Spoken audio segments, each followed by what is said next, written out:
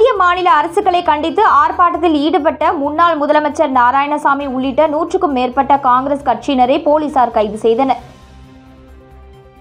அமெரிக்காவில் வாழும் இந்தியர்களை அவமதித்த அமெரிக்காவை கண்டித்தும் அமெரிக்காவின் மீது மத்திய அரசு நடவடிக்கை எடுக்க வேண்டும். தொடர்ந்து மீனவர்கள் தாக்கப்படும் பொழுது கண்டுகொள்ளாத மத்திய மாநில அரசுகளை கண்டித்தும் ஏழை எளிய மக்களுக்கு விரோதமாக தாக்கல் செய்யப்பட்ட மத்திய பட்ஜெட்டை கண்டித்தும் புதுச்சேரி காங்கிரஸ் கட்சி சார்பில் கண்டன ஆர்ப்பாட்டம் மாதாகோவில் அருகே நடைபெற்றது. முன்னாள் முதலமைச்சர் நாராயணசாமி தலைமையில் நடைபெற்ற கண்டன ஆர்ப்பாட்டத்தில் சட்டமன்ற கட்சி தலைவர் வைத்தியநாதன் மற்றும் முன்னாள் அமைச்சர்கள், சட்டமன்ற உறுப்பினர்கள், மகளிர் அணியினர், இளைஞர் அணியினர் என அனைத்து பிரிவு நிர்வாகிகள் என 100க்கும் மேற்பட்டோர் கலந்து கொண்டு கோரிக்கைகளை வலியுறுத்தி கண்டன கோஷங்களை எழுப்பினார்கள். தொடர்ந்து தடுப்புக்கட்டை மீது ஏறி மத்திய மாநில அரசுகளை கண்டித்து கண்டன கோஷங்களை எழுப்பினர். இதனை அடுத்து முன்னாள் முதலமைச்சர் நாராயணசாமி உட்பட 100க்கும் மேற்பட்டவர்களை போலீசார் கைது செய்தனர். பின்னர் செய்தியாளர்களிடம் பேசிய நாராயணசாமி, பிரதமர் மோடி அமெரிக்கா செல்ல உள்ளார். இதேபோன்று இலங்கை பிரதமர் ஜனாதிபதியும் இந்தியாவுக்கு வருகிறார்கள். ஆனாலும் அமெரிக்காவில் இந்தியர்கள் அவமானப்படுத்தப்படுகிறார்கள், தமிழக மீனவர்கள் தாக்கப்படுகிறார்கள். இதை பற்றியெல்லாம் பிரதமர் மோடி எந்தவித கவலையும் கொள்வதில்லை என குற்றம் சாட்டினார். மீனவர்கள் மீதான தாக்குதலை மோடி அரசோ புதுச்சேரி ஆளும் ரங்கசாமி தலைமையிலான அரசோ கண்டுகொள்வதில்லை. மத்திய பட்ஜெட்டில் புதுச்சேரி முழுமையாக வஞ்சிக்கப்படுகிறது.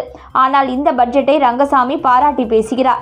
ரங்கசாமிக்கு நாற்காலி மட்டுமே முக்கியம். அவர் நாற்காலிக்காக எதை வேண்டுமானாலும் செய்வார், கட்சியை கூட கலைப்பார் என்று நாராயணசாமி கடுமையாக விமர்சனம் செய்தார். புதுச்சேரியில் தனியார் தங்கும் விடுதியில் நூதன முறையில் LED டிவியை திருடிச் சென்ற வழக்கில் திருக்கோவிலூரை சேர்ந்த இளைஞரை கைது செய்த போலீசார் அவரிடம் இருந்து 2 லட்சம் ரூபாய் மதிப்பிலான LED டிவிகளை பறிமுதல் செய்தனர். புதுச்சேரி உருளையன்பேட்டை செங்குந்தர் வீதியில் உள்ள தனியார் தங்கும் விடுதியில் கடந்த மாதம் 28ஆம் தேதி போலி ஆதார் அடையாள அட்டை கொடுத்து அறை எடுத்து தங்கிய நபர் அங்கிருந்த LED டிவியை திருடிச் சென்றார். இதுகுறித்து விடுதி காப்பாளர் அளித்த புகாரின் பேரில் உருளையன்பேட்டை போலீசார் வழக்கு பதிவு செய்து அங்கிருந்த CCTV காட்சிகளை ஆய்வு செய்து விசாரணை மேற்கொண்டனர். விசாரணையில் திருட்டில் ஈடுபட்டது திருக்கோவிலூரை சேர்ந்த விக்னேஸ்வரன் என்பது தெரியவந்தது. இதையடுத்து தனிப்படை போலீசார் அவரை கைது செய்து விசாரணை நடத்தினர். விசாரணையில் கடன் பிரச்சனையால் போலி ஆதார் அட்டை கொடுத்து புதுச்சேரி, தமிழக பகுதிகளில் திருட்டில் ஈடுபட்டது தெரியவந்தது. இதனையடுத்து விக்னேஸ்வரனை கைது செய்த போலீசார் அவரிடமிருந்து 2 லட்சம் ரூபாய் மதிப்பிலான LED டிவிகளை பறிமுதல் செய்தனர். பின்னர் நீதிமன்றத்தில் ஆஜர்படுத்தி சிறையில் அடைத்தனர். டேராடூன் ராணுவ கல்லூரியில் 8ஆம் வகுப்பில் சேர விண்ணப்பிக்கலாம் என அறிவிக்கப்பட்டுள்ளது. புதுச்சேரி பள்ளி கல்வித்துறை இணை இயக்குநர் சிவகாமி விடுத்துள்ள செய்திக்குறிப்பில், உத்தரகாண்ட் மாநிலம் டேராடூனில் உள்ள இந்திய தேசிய ராணுவ கல்லூரியில் 8ஆம் வகுப்பில் சேர்ந்து படிக்க விண்ணப்பங்கள் வரவேற்கப்படுகிறது. நுழைவுத் தேர்வு எழுத விரும்பும் மாணவர்கள் 2/1/2013க்கும் முன்னரும் 1/7/2014க்கு பின்னரும் பிறந்திருக்கக்கூடாது. மாணவர்கள் இக்கல்லூரியில் சேரும்போது 7ஆம் வகுப்பு படிப்பவர்களாகவே அல்லது தேர்ச்சி பெற்றவர்களாகவோ இருக்க வேண்டும். புதுச்சேரி மாநில மாணவ மாணவிகளுக்கு எழுத்துத் தேர்வு வரும் ஜூன் 1ஆம் தேதி புதுச்சேரி அண்ணாநகர் காமராஜர் நூற்றாண்டு கல்வித்துறை வளாகத்தில் நடக்கிறது என குறிப்பிடப்பட்டுள்ளது. புதுச்சேரியில் அரசு ஆரம்ப சுகாதார நிலையத்தை மதுபோதையில் ஒரு கும்பல் சூறையாடிய சம்பவம் பரபரப்பை ஏற்படுத்தியுள்ளது. காலாப்பட்டு அருகே தமிழக பகுதியான கீழ்புத்துப்பட்டு பகுதியை சேர்ந்தவர் சத்யசீலன். இவர் அப்பகுதியை சேர்ந்த சிலருடன் ஒதுக்குப்புறமான இடத்தில் மது குடித்துக் கொண்டிருந்தார். அப்பொழுது குடிபோதையில் சத்யசீலனுக்கும் அந்த கும்பலுக்கும் தகராறு ஏற்பட்டது. இதில் ஒருவரை ஒருவர் தாக்கிக் கொண்டனர். இதனை அறிந்த சத்யசீலனின் தாய் உஷா சம்பவ இடத்திற்கு வந்தார். அப்பொழுது அவரையும் அந்த கும்பல் தாக்கியது. இந்த மோதலில் சத்யசீலனுக்கும் அவரது தாய் உஷாவுக்கும் காயம் ஏற்பட்டது. இதையடுத்து சத்யசீலனின் நண்பர்கள் அவர்களை மீட்டு காலாப்பட்டு அரசு மருத்துவமனைக்கு கொண்டு வந்தனர். அங்கு அவர்களுக்கு நர்சுகள் மற்றும் ஊழியர்கள் முதலுதவி சிகிச்சை அளித்துக் கொண்டிருந்தனர். அப்பொழுது குடிபோதையில் இருந்த சத்யசீலனின் நண்பர்கள் நர்சுகளிடமும் மருத்துவ ஊழியர்களிடமும் வாக்குவாதம் செய்து ரகளையில் ஈடுபட்டதுடன் மருத்துவமனை முன்பக்க கண்ணாடிகளையும் பொருட்களையும் அடித்து உடைத்து சேதப்படுத்தினர். இதனை கண்டு நர்சுகள், ஊழியர்கள் அலறி அடித்துக் கொண்டு வெளியே ஓடி வந்தனர். தகவல் அறிந்த காலாப்பட்டு போலீசார் 2 பேர் சம்பவ இடத்திற்கு வந்தனர். அவர்களையும் அந்த கும்பல் தாக்க முயற்சித்தது. இதையடுத்து கூடுதல் போலீசார் அங்கு வரவழைக்கப்பட்டனர். பின்னர் காயமடைந்த உஷா மட்டும் மேல் சிகிச்சைக்காக புதுச்சேரி அரசு மருத்துவமனைக்கு அனுமதிக்கப்பட்டார். நள்ளிரவில் நடந்த இந்த சம்பவத்தால் காலாப்பட்டு பகுதியில் பெரும் பரபரப்பு ஏற்பட்டது. இது தொடர்பாக காலாப்பட்டு போலீசார் வழக்கு பதிவு செய்து விசாரணை நடத்தி வருகின்றனர். புதுவை மாநிலத்தில் கடந்த 2024ஆம் ஆண்டில் டெங்கு பாதிப்பால் உயிரிழப்பு இல்லை என சுகாதாரத்துறை தெரிவித்துள்ளது. கொசு தொல்லையை கட்டுப்படுத்த அனைத்து துறை சார்ந்த அதிகாரிகளுடன் தலைமை செயலர் சரத் சௌகான் தலைமையில் சிறப்பு கலந்தாய்வு நடந்தது. கூட்டத்தில் சுகாதாரத்துறை அதிகாரிகள் கூறியதாவது, புதுச்சேரியில் 2021 இருந்து கொசுக்களால் பரவும் மலேரியா காய்ச்சல் இல்லை. டெங்கு 20% குறைந்துள்ளது. 2024 டெங்கு பாதிப்பால் இறப்பு இல்லை. பைலேரியா மற்றும் மலேரியா நோய் கிருமி புதுச்சேரியில் உள்ள கொசுக்களினால் காணப்படவில்லை. ஆனால் டெங்கு கிருமி இருப்பது கண்டறியப்பட்டுள்ளது என தெரிவித்தனர். இக்கூட்டத்தை தொடர்ந்து அனைத்து பகுதிகளிலும் கொசுக்களை கட்டுப்படுத்த அதிதீவிர நடவடிக்கை எடுக்க வேண்டும் என்று உள்ளூர் நிர்வாகத்திற்கும் சுகாதாரத்துறைக்கும் உத்தரவிடப்பட்டது. உழவர்கரை தொகுதிக்கு உட்பட்ட முத்துப்பிள்ளைப்பாளையம் பொன்னுமுத்து மாரியம்மன் கோவில் குடமுழுக்கு விழாவை முன்னிட்டு முதலமைச்சர் ரங்கசாமி முன்னிலையில் முன்னாள் அமைச்சர் பன்னீர்செல்வம் ஆலய நிர்வாகத்திடம் 1 லட்சம் ரூபாய் நிதி உதவி வழங்கினார். புதுச்சேரி உழவர்கரை சட்டமன்ற தொகுதிக்கு உட்பட்ட முத்துப்பிள்ளைப்பாளையம் பகுதியில் உள்ள ஸ்ரீ அருள்மிகு பொன்னுமுத்து மாரியம்மன் கோவில் கும்பாபிஷேக விழா பணிகள் நடந்து வருகின்றன. இந்த நிலையில் முன்னாள் அமைச்சரும் தொகுதியின் முன்னாள் சட்டமன்ற உறுப்பினருமான பன்னீர்செல்வம் தனது சொந்த நிதியில் இருந்து 1 லட்சம் ரூபாய் நிதி உதவியினை முதலமைச்சர் ரங்கசாமி முன்னிலையில் கோவில் நிர்வாகத்திடம் வழங்கினார்.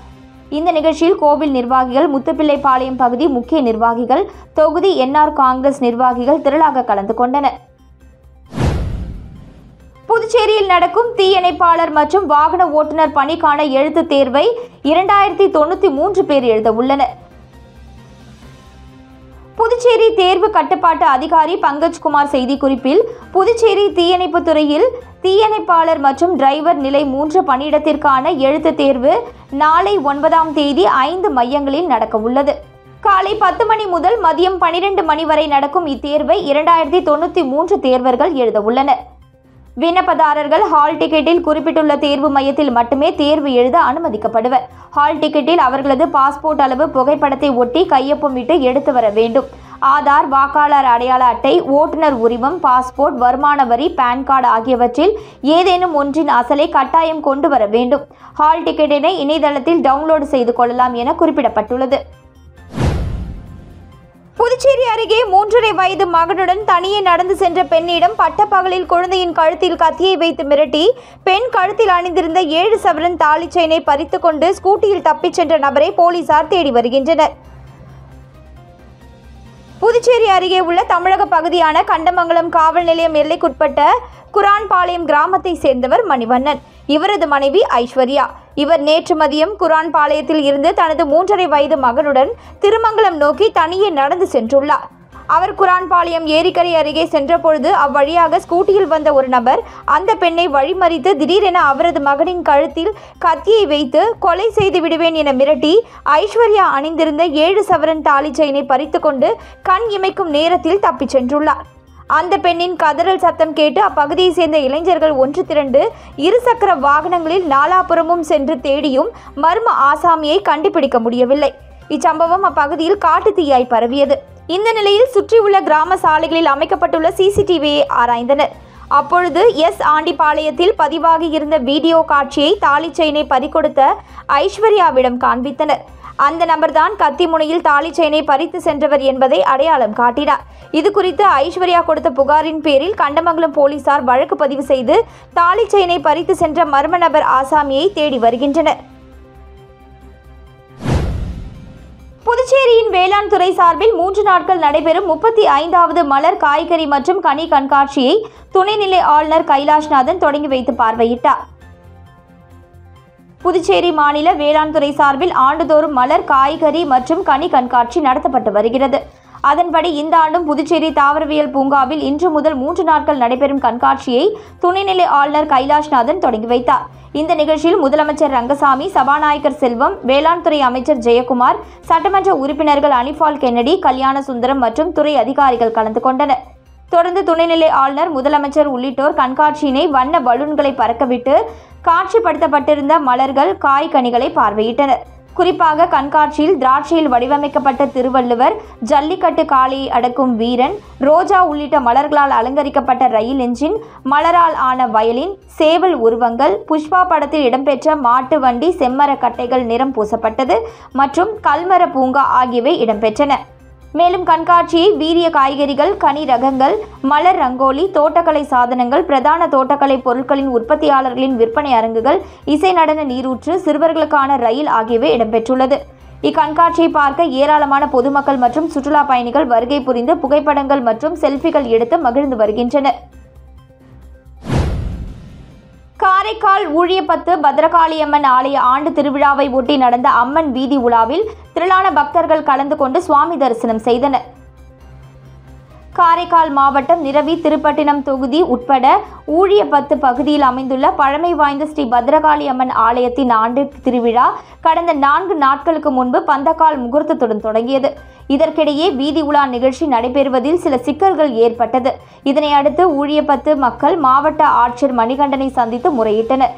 இதையடுத்து ஆண்டு திருவிழாவை எவ்வித அசம்பாவிதமும் இன்றி நடத்த காவல்துறைக்கு மாவட்ட ஆட்சியர் உத்தரவிட்டார். இதனையடுத்து திருவிழாவின் முக்கிய நிகழ்ச்சியான இன்று அம்மனுக்கு சிறப்பு அபிஷேக ஆராதனைகள் நடைபெற்று வண்ண மலர்களால் அலங்காரம் செய்யப்பட்டு மகா தீபாராதனை காண்பிக்கப்பட்டது. இதேபோல உற்சவர் பத்ரகாளி அம்மனுக்கு சிறப்பு அபிஷேக ஆராதனைகள் நடைபெற்று வண்ண மலர்களால் சிறப்பு அலங்காரம் செய்யப்பட்டு சிம்ம வாகனத்தில் எழுந்தருளிய பத்ரகாளி அம்மனுக்கு மகா தீபாராதனை காண்பிக்கப்பட்டது. நிகழ்ச்சியில் ஊர் முக்கியஸ்தர்கள் மற்றும் பொதுமக்கள் திரளாக கலந்து கொண்டனர். தொடர்ந்த பலத்த பாதுகாப்புடன் அம்மன் வீதி உலா நிகழ்ச்சி எந்த அசம்பாவிதமும் இன்றி சிறப்பாக நடைபெற்றது. இதில் ஏராளமான பக்தர்கள் கலந்து கொண்டு ஊழியப்பத்து ஸ்ரீ பத்ரகாளி அம்மனின் அருளை பெற்றனர். டெல்லி சட்டமன்ற தேர்தலில் பாஜக அமோக வெற்றி அடைந்ததை அடுத்து புதுச்சேரி பிஜேபியினர் பட்டாசுகள் வெடித்தும் இனிப்புகள் வழங்கியும் கொண்டாட்டம். 1993க்கு பிறகு பாரதிய ஜனதா கட்சி தேசத்தின் தலைநகர் டெல்லியில் ஆட்சியை பிடித்துள்ளது. இதன் மூலம் 21 ஆண்டுகளுக்கு பின் தலைநகரில் பாஜக ஆட்சி அமைய உள்ளது. இதனை கொண்டாடும் விதமாக புதுச்சேரி மாநில பாரதிய ஜனதா கட்சியின் மாநில தலைவரும் பாராளுமன்ற உறுப்பினருமான செல்வ கணபதி தலைமையில் இந்திரா காந்தி சிலை அருகில் ஒன்று கூடி பாஜக நிர்வாகிகள் மற்றும் தொண்டர்களும் பட்டாசு வெடித்து பொதுமக்களுக்கு இனிப்புகள் வழங்கி கொண்டாடினர். இந்த கொண்டாட்டத்தில் பாஜக மாநில மாவட்ட தொகுதி நிர்வாகிகள் மற்றும் மகளிர் அணி நிர்வாகிகள் என 100க்கும் மேற்பட்டோர் கலந்து கொண்டு மகிழ்ச்சியை வெளிப்படுத்தினர்.